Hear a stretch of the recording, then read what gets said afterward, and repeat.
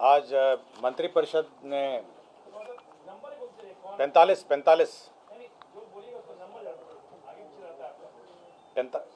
पहले नमस्कार। आज मंत्रिपरिषद ने 45 एजेंडा पर अपनी सहमति दी है और मैं सबसे पहले महत्वपूर्ण एजेंडों पर शुरुआत करता हूं। सबसे महत्वपूर्ण एजेंडा जो तीन महत्वपूर्ण एजेंडा हैं, उसमें अनुसूचित जाति जनजाति कल्याण विभाग का एजेंडा था। इसके अंतर्गत जो बिहार महादलित विकास मिशन के माध्यम से संचालित योजनाएं हैं, उसको संचालित करने के लिए राज्य में विकास मित्र की नियुक्ति हुई थी।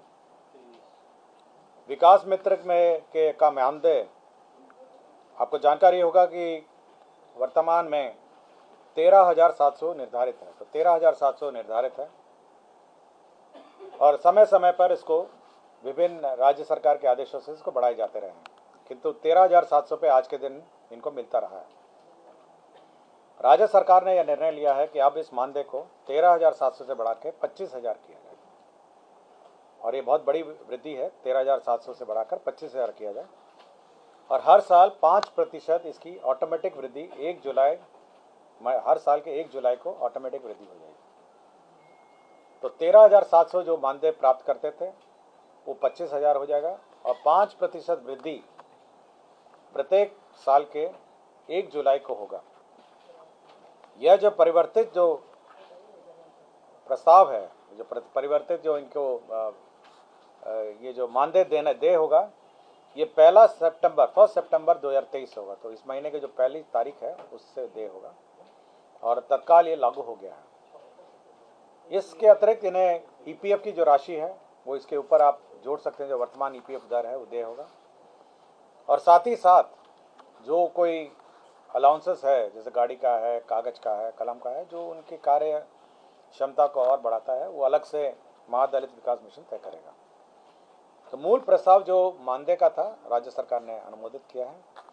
साथ ही साथ इनके कार्यों के बारे में भी विस्तृत से चर्चा हुई है और अब इनमें विस्तृत कार्य भी इनको अलॉट किया जाएगा यह विकास मित्र को, ताकि अनुसूचित जाति जनजाति के जो परिवार हैं देहात में, अपने गाँव में, उनको सरकार द्वारा उपलब्ध कराई सुविधाएं और योजनाओं का लाभ मिल सके। तो यह एक महत्वपूर्ण निर्णय था जो हुआ है।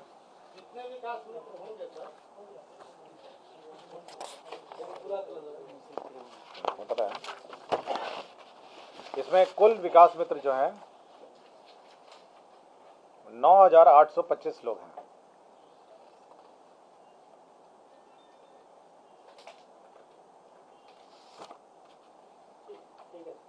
ठीक है, और सरकार को जो दे होगा, मतलब जो कुल राशि है ईपीएफ और ये सब जोड़ के वह 28,250 होगी। मतलब अगर 25 इस पर कैलकुलेट आप करिएगा तो सरकार को ईपीएफ सब जोड़ के 28,250 रुपये होगा। तो 25,000 प्लस जो ईपीएफ का दर है और कुल इस पर व्यय होगा 333 करोड़ 6,75,000। 9,825 लोग इसमें आज के दिन में कार्यरत हैं। ठीक है, शिक्षा विभाग में 2 प्रकार के शिक्षा सेवक कार्यरत हैं। एक तो शिक्षा सेवक है और एक शिक्षा सेवक तालीमी मरकज़ है। एक शिक्षा सेवक जो है वो अनुसूचित जाति जनजाति के जो आउट ऑफ स्कूल चिल्ड्रन हैं उनको स्कूल में लाते हैं, उनको शिक्षा अध्ययन में संबद्ध करते हैं। और दूसरे हैं जो अल्पसंख्यक के छात्र छात्राएं हैं, उनको अपने अपने शिक्षक संस्थाओं में लाते हैं। आज के दिन में उनको 11,000 रुपये मिलता है। तो 11,000 से बढ़ा के सरकार ने इनको 22,000 रुपये कर दिया है। और उसी प्रकार 1 जुलाई प्रतिवर्ष 5% का वृद्धि हर साल होगा। तो अब ये हर बार सरकार की अनुमति प्राप्त करनी नहीं पड़ेगी जिन्हें अब मतलब दर के लिए, मतलब बार बार इनको सरकार द्वारा संशोधित दर नहीं देना पड़ेगा। और 1 जुलाई प्रतिवर्ष को 5% की वृद्धि होगी और 11,000 को बढ़ाकर 22,000 दुगना हो गया है। और साथ ही साथ जो ईपीएफ का दर है और बाकी जो अन्य दर हैं वो यथावत है। जहाँ ये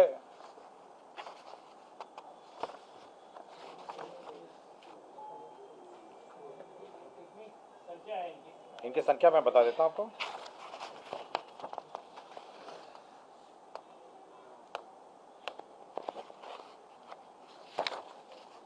इनकी अनुमानित संख्या लिखी हुई है।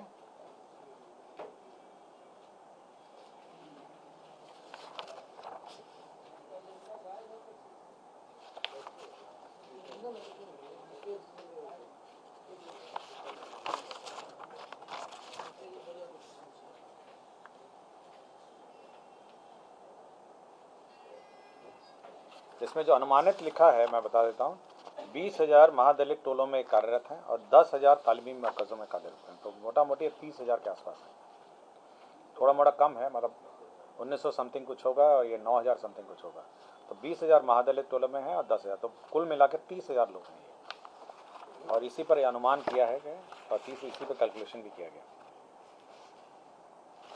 तो ये दो महत्वपूर्ण वर्ग हैं, जो एक तो है विकास मित्र का, जिसका मानदेय का निर्धारण किया गया है, और दूसरा तालीमी मरकज़ और जो शिक्षा सेवक हैं, जो अनुसूचित जाति जनजाति को शिक्षा में आउट ऑफ स्कूल चिल्ड्रन को लाते हैं।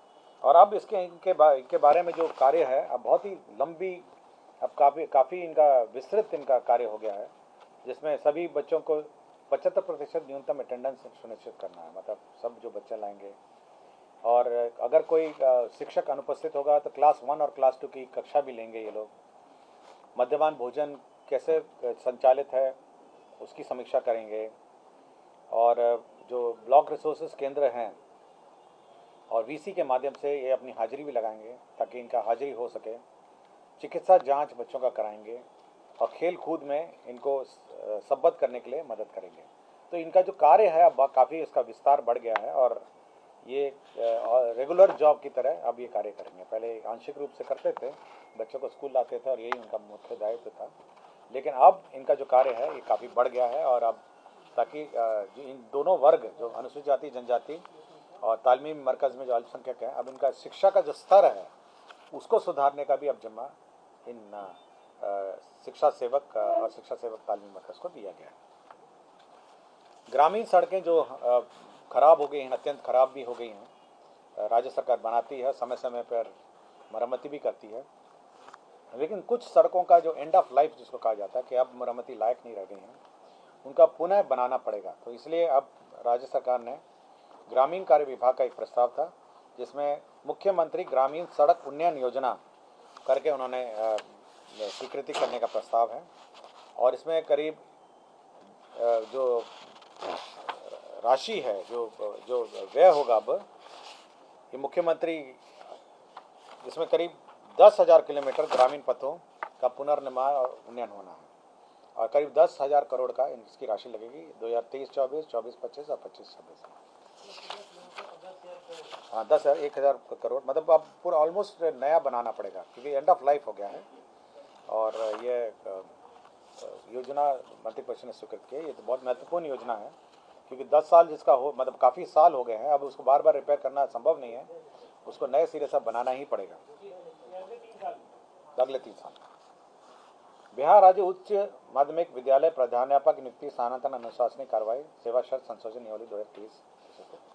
आपको याद होगा कि जो हेडमास्टर की नियुक्ति के लिए सरकार ने एक नियमावली बनाई थी और यह कार्य जो वर्तमान शिक्षा बहाली है उसके पूर्व हेडमास्टर की बहाली शुरू हुई थी बीपीएससी के माध्यम से, और यह मंत्रिपरिषद ने स्वीकृत किया था। तो हेडमास्टर की बहालियाँ, तो उतनी संख्या में बीपीएससी से क्वालिफाई होकर हेडमास्टर नहीं मिले हैं, तो कुछ शिथिलीकरण उस प्रस्ताव में किया गया है जो हेडमास्टर की बहाली में। उसमें न्यूनतम जो एक्सपीरियंस है वो 10 वर्ष था, तो उस 10 वर्ष का एक्सपीरियंस को घटा के अब 8 वर्ष कर दिया गया है, तो 2 साल उसमें कटौती कर दी गई है। दूसरा, उसमें परीक्षा कैसे होगी इसका पूर्व विवरणी उन्होंने नियमावली में रखा था कि 150 प्रश्न होंगे, नेगेटिव मार्किंग होगी, ये सब था।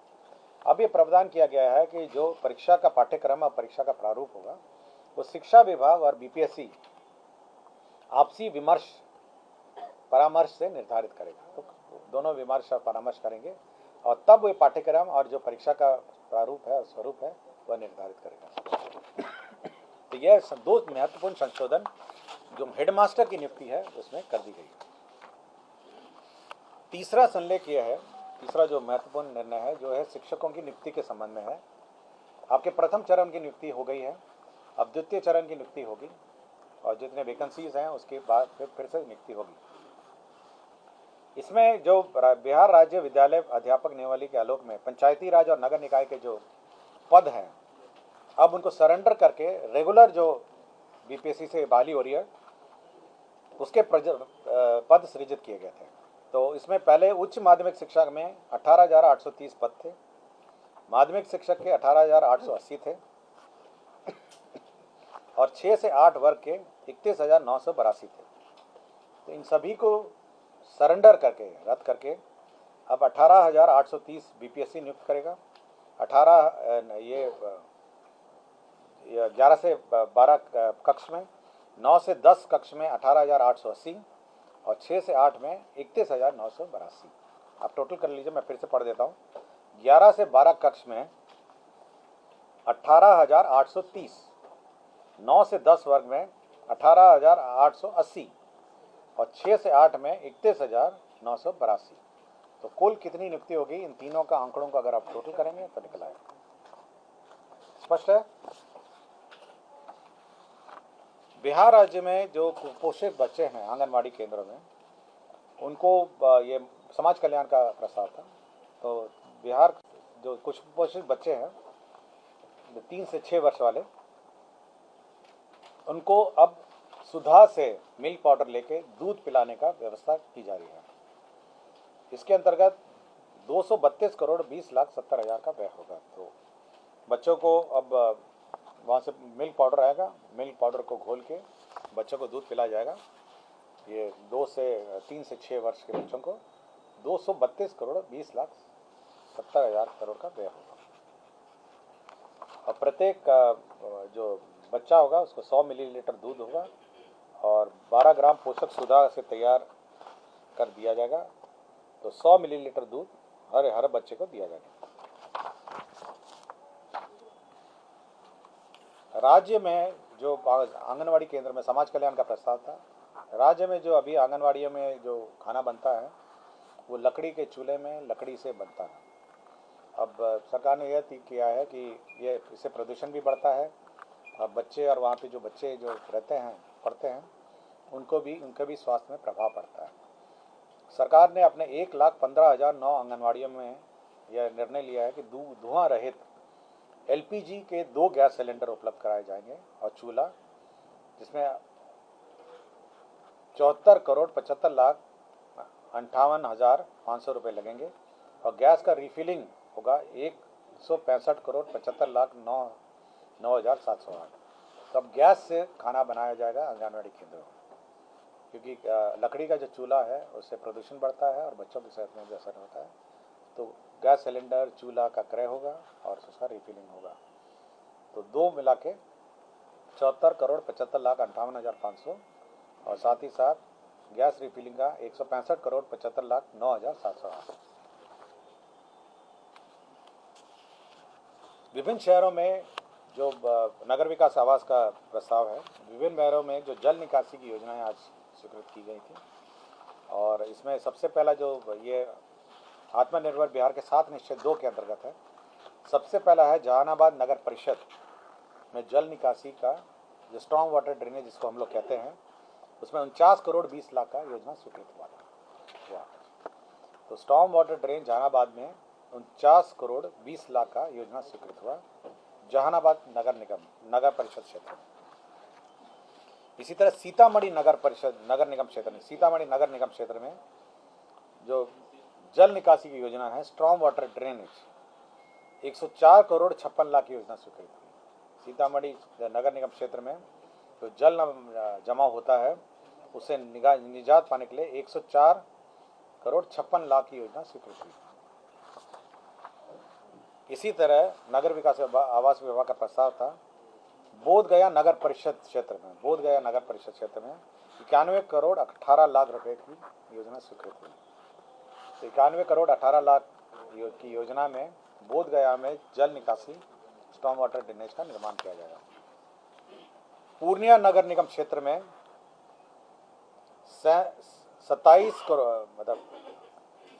करोड़ 46 लाख रुपए का स्टॉर्म वाटर 87 करोड़ 46 लाख 87 करोड़ 46 लाख रुपए का स्टॉर्म वाटर ड्रेनेज सिस्टम की योजना स्वीकृत की जाएगी पूर्णिया नगर निगम क्षेत्र में।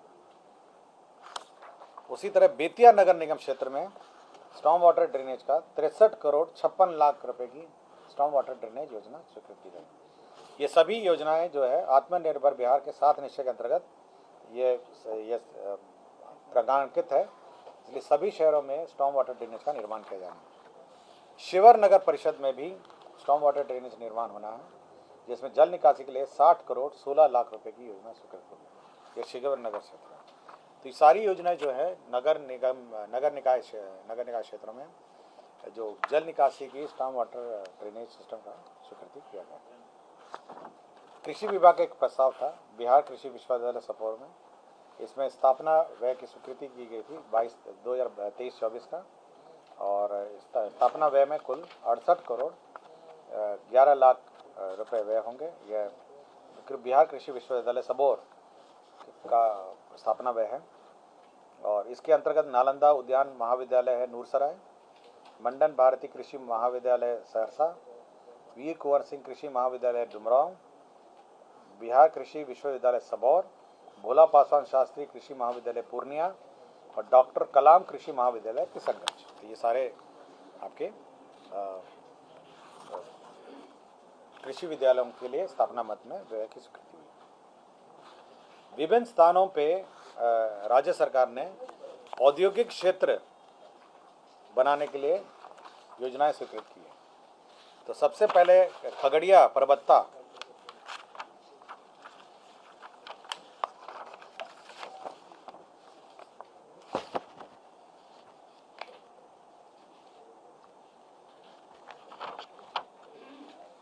परबत्ता अंचल मौजा सौड़ थाना संख्या 347, इसमें रकबा 100 एकड़ के गैर मजरा भूमि है खगड़िया में।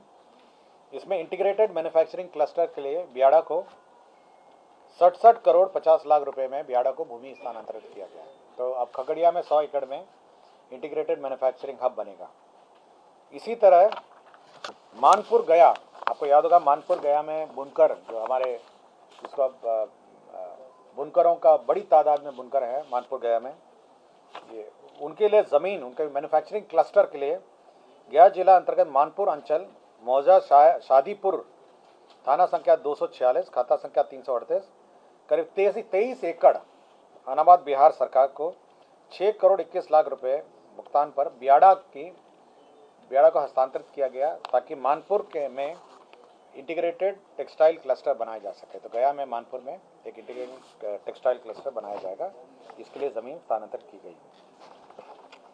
साथ ही साथ मधेपुरा में करीब 146 एकड़ अनाबाद बिहार सरकार की 28 करोड़ 25 लाख 10 हज़ार रुपये में बियाड़ा को उद्योग के लिए स्थानांतरित ज़मीन किया गया।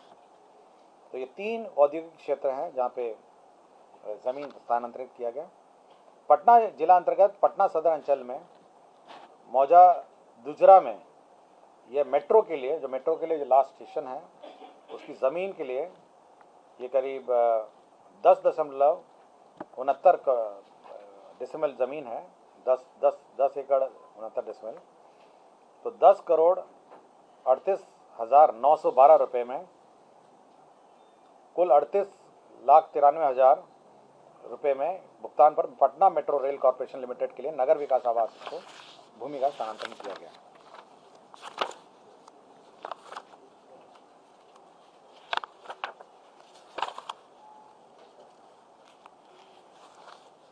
राज्य में विभिन्न शहरों में म्युनिसिपल सर्वे के पश्चात जो खतियान बना उसमें रैयतों का लगान निर्धारण नहीं हुआ है।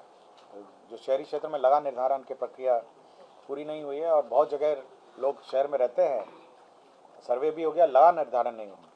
तो वन टाइम लगान निर्धारण और रेंट रोल बनाने के लिए सभी शहरी क्षेत्र में एडीएम जो हैं उनको लगान निर्धारण के लिए की शक्तियाँ प्रदत्त की गई हैं। तो शहरी क्षेत्र में लगान निर्धारण की शक्तियों को प्रदत्त की गई है। वैशाली जिला अंतर्गत राजकीय अभियंत्रण महाविद्यालय के लिए वैशाली में आवासीय भवन बनाने के लिए भूमि 5.44 एकड़ राजस्व भूमि सुधार विभाग के माध्यम से दी जा रही है। हमारे राज्य में स्पेशल सैप जो है, स्पेशल ऑक्सिलरी फोर्स, आज के दिन में अनुबंध में कार्यरत हैं और करीब टोटल है 3,431 सैप के कर्मी आज के दिन में कार्यरत हैं। तो उनका मानदेय जो है, उनके मानदेय में का बढ़ोतरी हुआ है। जूनियर कमीशन्ड ऑफिसर का मानदेय 20,700 से बढ़ा के 23,800 कर दिया गया है और सैप जवान का मानदेय 17,250 से बढ़ाकर 19,800 कर दिया गया है और रसोइया का 13,110 से बढ़ाकर 15,100 कर दिया गया है। तो सैप जवान के मानदेय में बढ़ोतरी की गई है। पशु एवं मत्स्य संसाधन विभाग का प्रस्ताव था। इसमें राज्य स्कीम के अंतर्गत चलने मत्स्य निदेशालय का पुनर्गठन योजना है। इसमें केवल एक ही संशोधन किया गया है, जिसमें जो योजना मद है, जो योजना मद से हटाकर जो स्थापना है उसको गैर योजना मद में किया है, जिसमें एक कार्यपालिका मत्ता है और इसमें एक संयुक्त मत्स्य निदेशक है। तो एक एक पद है, 2 पदों को योजना मद से हटाकर गैर योजना मद किया गया है। राज्य में 315 प्रथम वर्गीय पशु चिकित्सालयों की स्थापना की योजना थी। चलनित मोबाइल वेटनरी यूनिट्स की स्थापना थी 315। ये सभी योजना मद में था। ये परमानेंट प्रकार का व्यवस्था है। ये सभी को 11 गैर योजना मद में स्थानांतरित कर दिया है और इसके अंतर्गत 65 करोड़ 62 लाख रुपए इसमें व्यय होंगे। पिछड़ा वर्ग एवं अति पिछड़ा वर्ग कल्याण विभाग बिहार के अधीन अन्य पिछड़ा वर्ग कन्या आवासीय विद्यालय में शिक्षक, पुस्तकालय, प्रधानाध्यापकों के पदों में नियुक्ति और प्रोन्नति एवं अन्य सेवा शर्त विनियमन हेतु बिहार राज्य पिछड़ा वर्ग अति पिछड़ा वर्ग कन्या आवासीय +2 उच्च विद्यालय शिक्षक प्रोन्नति नियुक्ति प्रोन्नति अनुशासनिक कार्रवाई सेवा शर्त नियमावली 2023 का गठन किया गया। इसमें जो हमारे आवासीय विद्यालय हैं उसमें जो शिक्षक हैं अब उनकी भी नियुक्ति होनी है और उनकी सेवा शर्त क्या होगी, उसका क्वालिफिकेशन क्या होगा, यह तय किया गया है। किंतु इनकी जो नियुक्ति होगी, जो सामान्य शिक्षक होंगे, जो सामान्य शिक्षा विभाग जो बीपीएससी से नियुक्त हो रहा है, उन्हीं के साथ इनकी भी नियुक्ति होगी। किंतु इसका ऑप्शन अगर किसी को देना होगा तो वो ऑप्शन परीक्षा के वक्त दे सकेगा कि हम आवासीय विद्यालय में काम करेंगे या रेगुलर स्कूल में काम करेंगे। तो नियुक्ति की प्रक्रिया तो सेम होगी, क्वालिफिकेशन अलग हैं और यह करीब 1000 इसमें वैकेंसीज हैं। तो करीब 1000 के आसपास इस आवासीय कन्या आवासीय और पिछड़ा आवासीय विद्यालय में नियुक्ति होगी। बीपीएससी करेगा। जो बीपीएससी की सामान्य शिक्षा की भर्ती है साथ ही होगा। करीब 1000 जो है ऑप्शन दे पाएंगे, जैसे यूपीएससी में होता है या बीपीएससी में होता है, परीक्षा एक होती है लेकिन अन्य सेवाओं में आप ऑप्शन देते हैं, तो यह ऑप्शन दे सकेंगे। बिहार उत्पाद सिपाही संवर्ग के सिपाही सहायक अवर निरीक्षक तथा अवर निरीक्षक को उत्क्रमित वेतनमान दिया जा रहा है।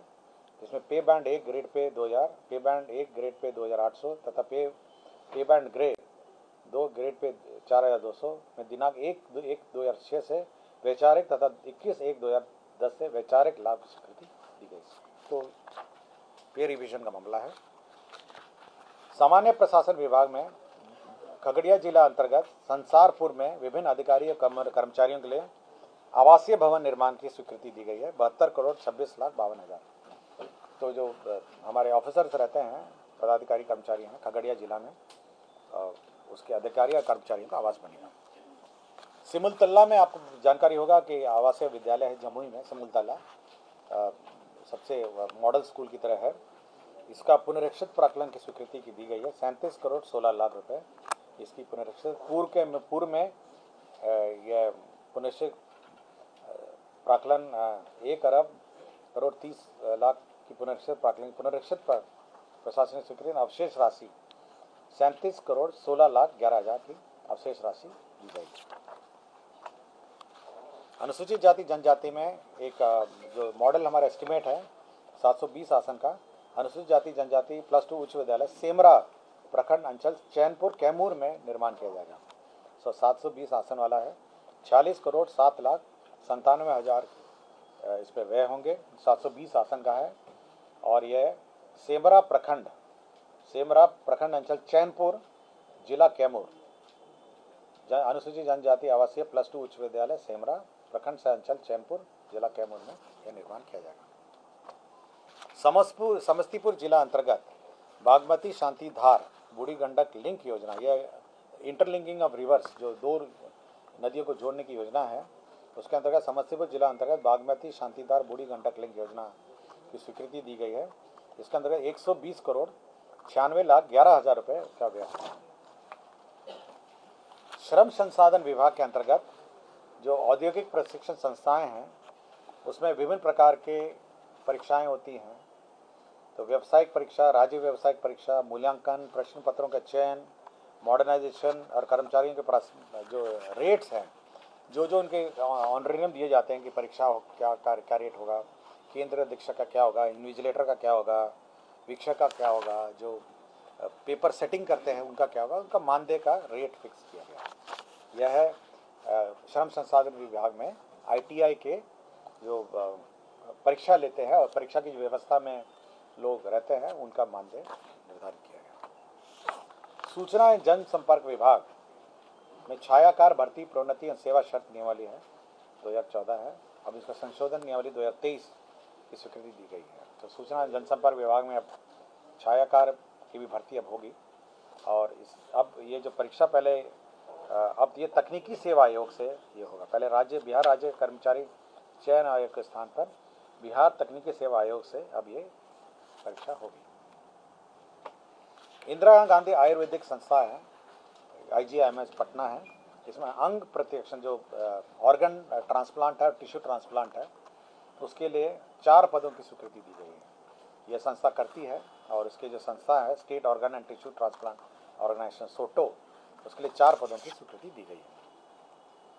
राज्य के अधीनस्थ जो न्यायालय हैं उसमें 85 चालकों का स्वीकृति दी गई। जो न्यायालय हैं हमारे राज्य में कोर्ट हैं तो 85 पदों का सृजन किया गया।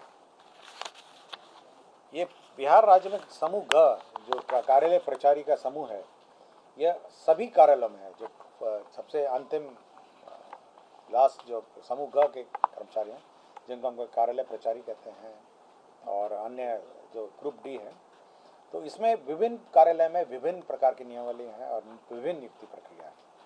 तो राज्य सरकार ने सबको एकत्रित करके एक अब परीक्षा होगी और एक परीक्षा के माध्यम से सभी ग्रुप D के कर्मचारी अब ये नियुक्त होंगे। तो सारे जितने हैं आपके स्थानिक आयुक्त है, रेजिडेंट कमिश्नर के ऑफिस है, विभिन्न कार्यालयों में अलग अलग नियमावली है, तो सभी नियमावली को अब एक कर दिया गया है और एक ही नियमावली के तहत अब ये नियुक्ति होगी।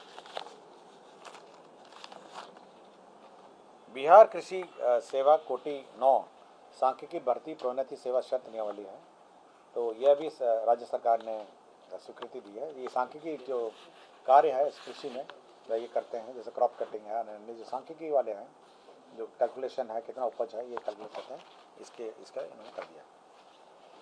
परिवहन विभाग में जो न्यायाधिकरण है, जो ट्रिब्यूनल है, उसका जो चयन है, जो ट्रिब्यूनल में कौन सदस्य होंगे और उनका चयन किस प्रकार का होगा, इसकी स्वीकृति परिवहन विभाग ने बिहार मोटर वाहन दुर्घटना एवं दावा न्यायाधिकरण गठन एवं सेवा शर्त नियमावली 2023 यह इसकी स्वीकृति दी है। इसके अंतर्गत जो चयन होगा उसमें सचिव परिवहन की अध्यक्षता में एक कमेटी है, जिसमें सचिव परिवहन है, सचिव विधि विभाग है, सामान्य प्रशासन के लोग हैं और अन्य परिवहन विभाग के पदाधिकारी हैं। ये न्यायाधिकरण के अध्यक्ष की नियुक्ति करेंगे और साथ ही साथ की अनुशंसा करेंगे और साथ ही साथ माननीय मुख्यमंत्री के स्तर पर स्वीकृति के पास इनका नियुक्ति होगा। तो ये जो ट्रिब्यूनल है, ट्रिब्यूनल की सेवा शर्त नियमावली स्वीकृत की गई। राज्य में शहरी अवरचना अर्बन इंफ्रास्ट्रक्चर डेवलपमेंट फंड जो कार्यान्वयन है उसका SOP की स्वीकृति का प्रस्ताव था। यह जो फंड है यह राज्य सरकार गठित करेगी और ये विकास आयुक्त की अध्यक्षता में एक कमेटी है, जिसमें प्रधान सचिव वित्त विभाग हैं, विकास आयुक्त हैं, योजना विकास विभाग के अपर मुख्य सचिव हैं और संबंधित विभाग के अपर मुख्य सचिव हैं। तो नेशनल हाउसिंग बैंक है, राष्ट्रीय आवास बैंक इसको सहयोग करेगी और इसके अंतर्गत और इसके राशि से यह विभिन्न योजनाओं में कार्यान्वित किया जा सकता है। NHB national housing bank NHB, और इसमें करीब 10,000 करोड़ इसका इन्होंने इनिशियल कॉर्पस बनाया है और विभिन्न राज्यों को, ये पूरे देश के लिए है, ये 10,000 करोड़ का इनिशियल कॉर्पस से किया गया है और राज्य का जो अलोकेशन है वो 466 करोड़ है, 466 करोड़ राज्य का है। तो राज्य को ये राशि मिलेगी और बड़े सस्ते दर पे है। ऋण का ब्याज दर है मतलब बैंक दर जो बैंक से दर मिलता है उससे 1.5% कम होगा और वर्तमान में इसका ब्याज दर 5.25 है। तो सस्ते दर पर लोन मिलेगा और उससे विभिन्न योजना का कार्यान्वयन होगा, जिसमें वाटर सप्लाई नेटवर्क है, अर्बन कनेक्टिविटी है और अर्बन क्षेत्र में अर्बन डेवलपमेंट है। तो शहरी क्षेत्र में जो विकास होगा तो इस फंड के माध्यम से किया जा सकता है। NHB national housing bank. Doctor Prabhat Kumar हैं, नायक हैं, ये चिकित्सा पदाधिकारी सदर अस्पताल गोपालगंज में थे। 7/8/2016 के इफेक्ट से लगातार अनुपस्थित है, इनको बर्खास्त कर दिया गया। अमलेश्वर प्रसाद सिंह है, तत्कालीन सहायक अभियंता है सारण, और इनको पथ अंचल हाजीपुर इनको सेवा से बर्खास्त कर दिया गया था आय से अधिक संपत्ति के कारण, और न्यायालय के आदेश के आलोक में इनका जो आदेश है बर्खास्त के आदेश है उसको निरस्त कर दिया गया। राज्य सरकार के नियमित जो कर्मचारी हैं उनके आश्रितों को चिकित्सा अग्रिम की अधिसीमा की स्वीकृति की शक्तियों में अब संशोधन किया गया है। ये पहले 5 लाख तक सीमित था, अब 8 लाख तक प्रशासकीय विभाग के अपर मुख्य सचिव और प्रधान सचिव कर पाएंगे और 8 लाख से ऊपर वित्त विभाग के परामर्श से किया जाएगा। और 80 चिकित्सा संस्थान से प्राप्त एस्टीमेट के आधार पर प्राकृतिक राशि का 80% स्वीकृत किया जाएगा। स्वीकृत अग्रिम के रूप में सीजीएच दर पर निर्धारित समय सीमा के अंतर्गत 6 माह के अंदर इसका समायोजन हो जाना चाहिए। मतलब इसका तात्पर्य है कि 8 लाख आपको चिकित्सा राशि तक विभाग सक्षम करेगा, 80% एस्टीमेट का आपको अग्रिम दे होगा और आपको 6 महीने तक उसका एडजस्टमेंट होगा। तो राज्य में जितने भी चिकित्सा कर्मी हैं उनको यह और उनके आश्रितों को जो चिकित्सा अनुदान है वह मिल पाएगा। बिहार राज्य में आपदा रिस्पांस फोर्स में का मुख्यालय बीटा में बन रहा है और इसका भवन बन रहा है और इसी वर्ष इसको पूर्ण होना है। उसके लिए 100 करोड़ बिहार आकस्मिकता निधि से अग्रिम के रूप में प्राप्त किया जा रहा है। बिहार पुलिस भवन निर्माण निगम जो निगम है गृह विभाग का, पुलिस का भवन बनाता है, उसमें 16 पद जो हैं उसमें पदों का सरेंडर हुआ है और नए पदों का सृजन हुआ है। इसमें 17 पद हैं जो प्रत्यार्पण हुए हैं और 10 पदों का सृजन हुआ है, जिसमें वित्तीय सलाहकार हैं, मुख्य लेखा पदाधिकारी हैं और 8 प्रारूप हैं। तो ये महत्वपूर्ण एजेंडा थे। इसके अतिरिक्त जो एजेंडा है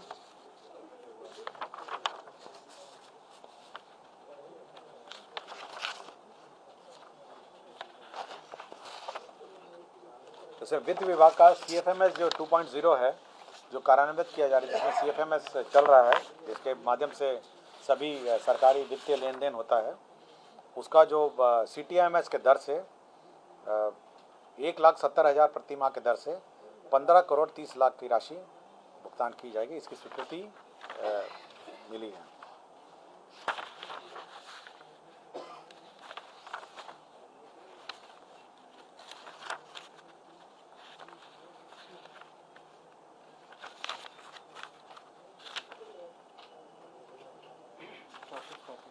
हाँ,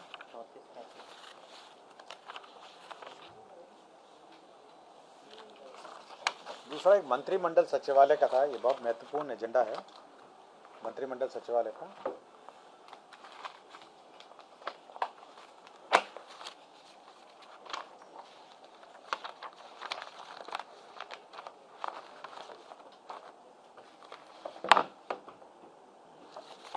मंत्रिमंडल सचिवालय का एक बहुत महत्वपूर्ण एजेंडा है। यह है क्रिमिनल WJC 435/15 कृष्ण यादव बनाम बिहार राज्य मान्य दिनांक 30/4/2019 में मान्य उच्च न्यायालय द्वारा आदेश पारित किया गया है। इसके अंतर्गत पारित आदेश के अनुपालनार्थ मंत्रिमंडल राजभाषा सचिवालय की दिनांक 9/5/1972 की अधिसूचना को इस हद तक संशोधन समझा जाए कि भारतीय संविधान के अनुच्छेद 226 और 227 के अधीन प्रस्तुत की जाने वाली याचिका तथा कर निर्देश से संबंधित आवेदन के लिए अंग्रेजी या हिंदी का प्रयोग किया जा सकता है संबंधी प्रस्ताव पर अनुशंसा। इसमें अब ये होगा कि जो शपथ पत्र हैं, आप शपथ पत्र जो दायर करते हैं कोर्ट में, अब वो सब अब आप अंग्रेजी में करते होंगे, तो अंग्रेजी में ही लिए जाते हैं। अब ये प्रावधान इस संशोधन के बाद ये हुआ है कि अब यह जो शपथ पत्र है अब यह हिंदी में भी दायर किया जा सकता है। अब हिंदी में आप दायर कर सकते हैं, और यदि माननीय उच्च न्यायालय कोई खास मामले में चाहे तो अंग्रेजी प्रारूप मांग सकता है। लेकिन अब यह हिंदी में भी शपथ पत्र आप माननीय उच्च न्यायालय में दायर कर सकते हैं। हाँ, आम आदमी अब आप हिंदी में दायर कर सकते हैं। पहले अंग्रेजी में आपको दायर करना पड़ता था। पूरा एफिडेविट जो है अब अंग्रेजी में, पहले ये नियम था कि पहले आपको हिंदी में दायर कर सकते हैं, लेकिन अंग्रेजी अनुवाद उसको करके दोनों दायर करना था। अब ये है कि आप केवल हिंदी में दायर कर सकते हैं, और यदि माननीय उच्च न्यायालय हिंदी के कागजात का अंग्रेजी अनुवाद कराने का आदेश दे सकेगा। अगर वो चाहेगा तो अंग्रेजी का अनुवाद करा के आपसे मांग सकता है। तो यही एक महत्वपूर्ण एजेंडा है। शिक्षा सेवक बढ़ाएंगे क्या? अर्हता उनकी है? देखिए, शिक्षा सेवक जो है उनका मूल काम जो था, जो शुरू में उनका मूल काम ये था कि वो जितने आउट ऑफ स्कूल चिल्ड्रन है, जो बच्चे पढ़ते नहीं हैं, ड्रॉप आउट है, स्कूल आते थे लेकिन नहीं आना बंद कर दिया है, तो उनको स्कूल लाने का था। तो स्कूल आने का था। तो अब ये है कि उनका अब दायरा बढ़ा दिया गया। अब वो उनकी पढ़ाई पर मॉनिटरिंग करेंगे, देखेंगे कि सच्ची में पढ़ रहे हैं, फिर से एक बार स्कूल लाए फिर चले नहीं गए, और सही से पढ़ रहे हैं, साथ ही साथ उनको मिड डे मील मिल रहा है, उनकी चिकित्सा के बारे में भी ख्याल करेंगे, साथ ही साथ उनके खेल कूद जो व्यवस्था है उसकी देखेंगे। और यदि टीचर एब्सेंट होगा, मतलब सपोज एक और 2 क्लास का टीचर एब्सेंट हो गया किसी कारण से, तो वो पढ़ाएंगे। एक और 2 मतलब जो बेसिक